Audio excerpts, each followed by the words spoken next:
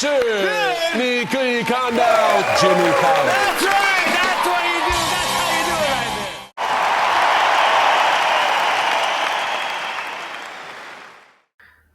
Hello, everybody. Before we start, I want to point out that this video is not about criticizing John Cena's Mandarin. On the contrary, it's about to learn something from him. Actually, I've been watching his TV series, Peacemaker, and I think it's cool and very entertaining, especially the music. I like it a lot. Okay, back to the topic. Let's watch this video of John Cena speaking Mandarin to Jimmy Fallon. Really? 你好，我是 John Cena。他是我的朋友 Jimmy Fallon。 So far, so good. No grammar mistakes, and he's fluent. We can tell that he must have put a lot of time into it. The pronunciation is just okay, but it's understandable given the fact that people, the adults, learn language in a completely different way compared to children. So, like children acquire language through a subconscious process during which they are unaware of grammatical rules. All they need is a source of natural communication. On the other hand, the adults will lose the sensitiveness after the puberty to languages. So when we try to learn a new language, we have to memorize the grammatical rules and the vocabularies. We have a conscious knowledge of the new language. So when we try to speak, we have to look for the right words in our mind and then put the right words in the right place, in the right syntactic structure in order to make a proper sentence. So the accent is often the last thing we would pay attention to. It's not just that. Most importantly, it's how our brain works. It's very rare for somebody who has learned a second language past puberty to speak without an accent. Okay, let's continue. Jimmy Fallon 工作是主持人的在电视节目名字《The Tonight Show》。This part is kind of messed up, to be honest.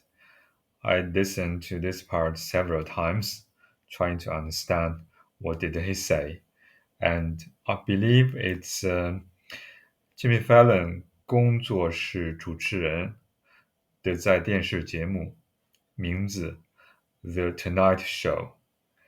The sentence, the order of the sentence is a mess, but there are not a lot components in a sentence. Like we've got Jimmy Fallon, and then job, and then host, and then the proper noun. The TV show, and then the name and the proper noun, the Tonight Show. So we still manage to understand what he's trying to say, which is Jimmy Fallon, by profession, is a host of a TV show called the Tonight Show. With all those information, I bet you can figure out how to organize those words and make a perfect sentence.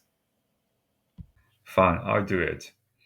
So you can say, Jimmy Fallon 的工作是主持人，他的电视节目名字是 The Tonight Show. Okay, so continue. That's 进在将来，你跟你的父母一起看到我的新的电影，名字 Ferdinand。I think the first word he said is please. So I assume he's inviting people to go to see his new film. So this is supposed to be an imperative sentence. So we should replace the verb 看到 with 看. These two verbs are synonyms, but they are slightly different. The verb 看到 focuses on the finished event. So it's what you perceive with your eyes, while 看 is the action you start deliberately, actively. So it's similar to the difference between see and look. So here, in this case, obviously, we should put the verb 看.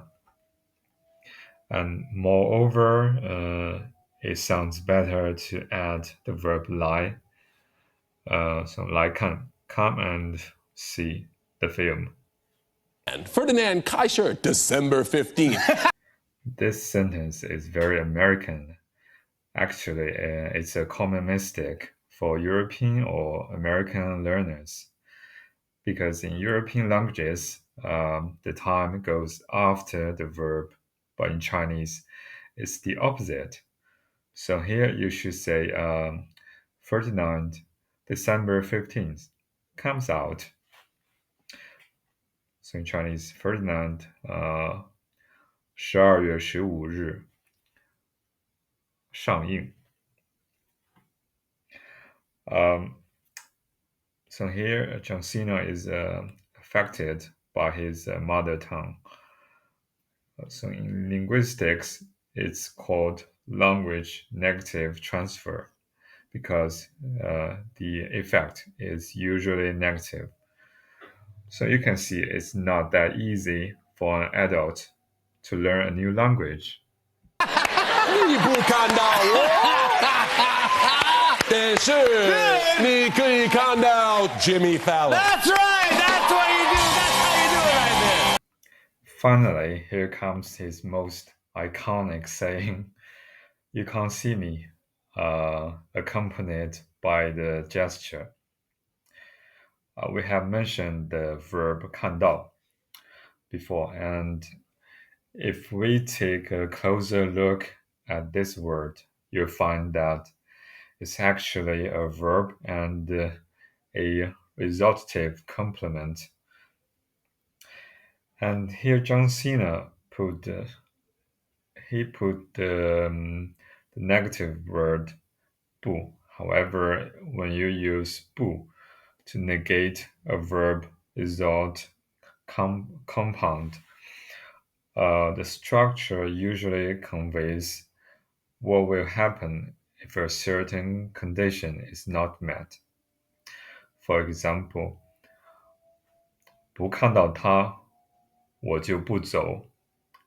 I won't leave if I can't see him. Back to John Cena's sentence. 你不看到我，但是你可以看到 Jimmy Fallon. So in this sentence, the second part is not the direct consequence of the first part. So that is the problem. How do we correctly negate the present tense of a verb result compound? Well, we can insert 不, the negative word 不 between the verb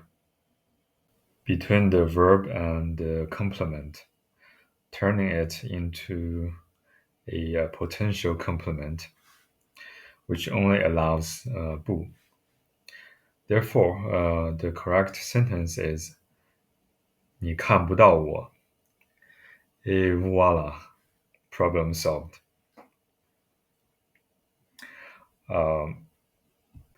Based on this video, I think he has probably reached on an intermediate B1 level. He can express himself on some simple topics, but he still needs to work on his pronunciation and pay attention to grammar. However, considering he's very busy, and it's already impressive that he still makes time to learn a new language. Even though he makes mistakes, he's not afraid to speak up. And this is something we can all learn from him, besides from the mistakes he's made.